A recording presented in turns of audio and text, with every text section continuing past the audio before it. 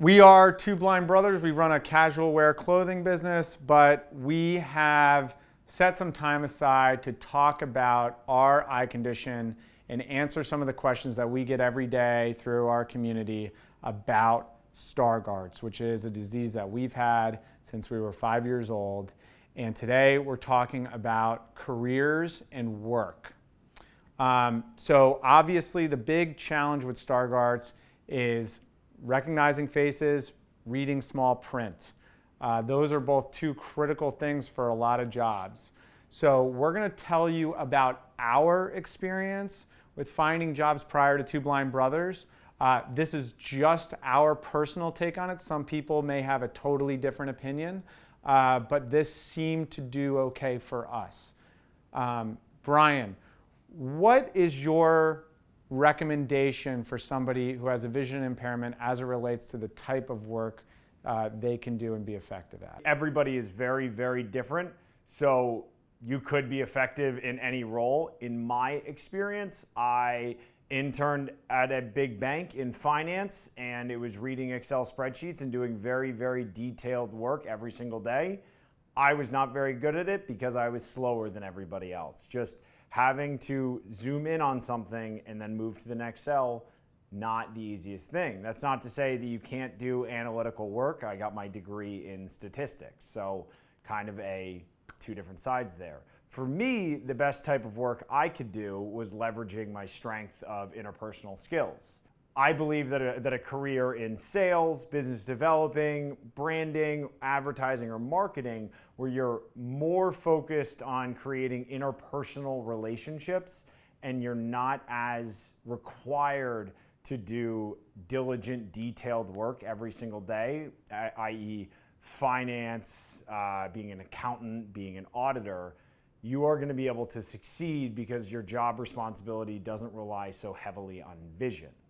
When you're interviewing or searching out a new job, when do you tell the recruiter that you have a vision impairment? Great question.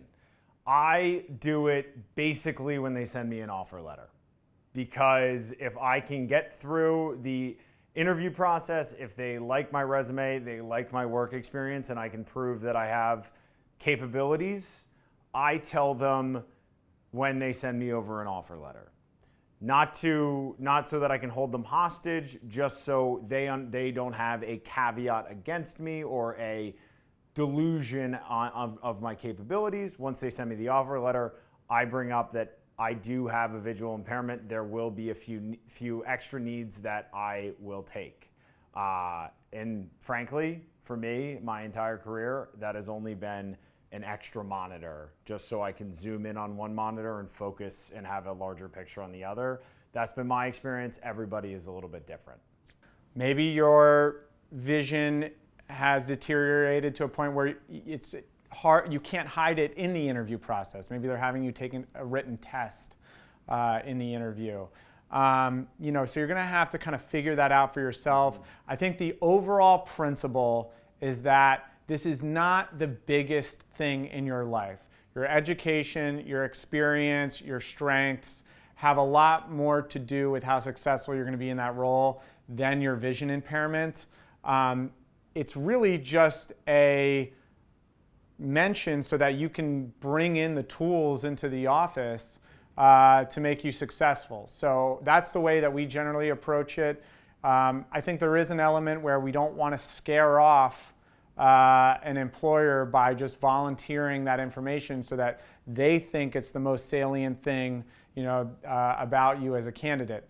Other people are going to have different opinions. This is just sort of what we did. Brad, when you were working, what was the best tools that you had for helping get around having Stargardts? I use the Zoom function on the MacBook Pro to do everything. I use the Zoom function on my iPhone, the triple tap, to do everything. I use text-to-speech, which is funny. I put it off for a very long time because I can see very large print, and so I never thought I needed text-to-speech. But a friend of mine who is a very successful female entrepreneur who has perfect eyesight, was using fast text-to-speech to get her emails in a car we were sharing at one point. And I thought, wow, if she's using this and this is great, I should really explore this. And it's been awesome for me. I create hotkeys on my laptop that let me highlight and have an article or an email read to me. And while it's happening, I can type a response, I can type notes. It's super, super effective. And when I was using a Windows computer at work, I would have one monitor that was strictly for Zoom. So it would be all the way zoomed in and it would follow my mouse. And on my other monitor, I would have the full screen so I knew where I was looking. It just gave me the ability to have the best of both worlds. But outside of that, I used a CCTV a little bit when I had to read any documentation, but that seems like it's a way of the past now. And so I would say that there's very few job functions that you are not going to be able to do because of your visual impairment, as long as they are not strictly focused on looking at tiny numbers.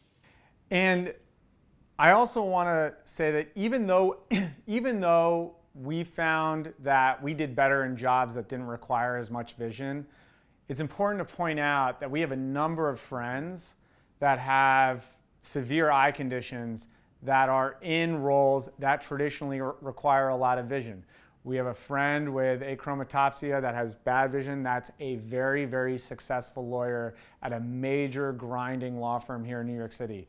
He works his butt off. It takes him a little bit longer, but he has other strengths too, and he's very effective. We have another friend who graduated Harvard Law, went on to be a New York lawyer for 10 years, and then moved on to a different role, who is completely blind. So it isn't to say that you can't do the job, it's just you might need to find some more workarounds. This is what's worked best for Brad and I. Governor Patterson, former governor of New York, was obviously Attorney General and then governor. We have a friend who's on the board of the Foundation Fighting Blindness with me, who started an accessories company. You have Brian and I, who started a clothing line. So I think it's important to really nail down that if you have strengths and passion in a certain area, you can certainly be successful. It may take some creativity, some resourcefulness, maybe an adaptation, but don't let it hold you back. This has been Brad and I's video on work and career. However, it is just our experience. As we said, we would love to hear from you at what jobs you found have been best suited for you, and any questions that you have about being in the working world down in the comments down below, because as always, it is amazingly helpful to hear more voices for folks who are looking for information. So thank you so much, and we will see you in the next video.